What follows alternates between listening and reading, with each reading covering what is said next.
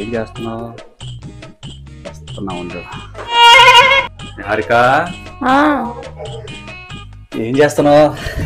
అబ్బబ్బా నూరంతా సప్పబడిపోయిందండి. ఎందుకు సాంబార్ చేస్తా? దేనికండి వీళ్ళు? అరే నాకు ఇష్టమైన కూర.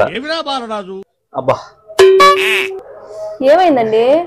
ఏంటో హారిక, రాత్రి నుంచి ఒకటే తలకాయ నొప్పి. నాకు ఈ మధ్య సరిగా నిద్ర పట్టడంలా. నిద్ర ఎవరి ఊరికి రాదు. ఫోన్ ఆఫ్ చేసి కొనుక్కుంటే బాగానే వచ్చింది. అరే అవునా, నేను ఇంకా ఈ తలనొప్పి ఊసినే రాదు, పెళ్లి చేసుకుంటే వస్తుంది అనుకుంటున్నా. సరే గానీ లోన్ సంగతి ఏమైంది? బ్యాంకు వాళ్ళు ఏమో ఇస్తానంటున్నారే, కానీ నాకే భయం వేస్తుంది తీసుకోవాలంటే. దేనికి భయం? మనం లోను తిరిగి కట్టేస్తున్నాంగా, కట్టకుంటే భయపడాలి. ఒకవేళ కట్టలేకపోతే? తీర్చలేకపోతే ఏమైంది? అదే బ్యాంకులో ఏదో పని చేసి అప్పు తెచ్చేసేయండి. ఆ బ్యాంకు వాళ్ళు మనకు అప్పు ఇచ్చి, ఒకవేళ మనం అప్పు కట్టలేకపోతే అదే బ్యాంక్ లో పని ఇచ్చి అప్పు తెచ్చుకుంటారు అనుకుంటున్నావా? తీసుకెళ్లి 7 రోజులు లెక్క పెట్టిస్తారు. తగలబెట్టండి సార్. అట్టేస్తారండి.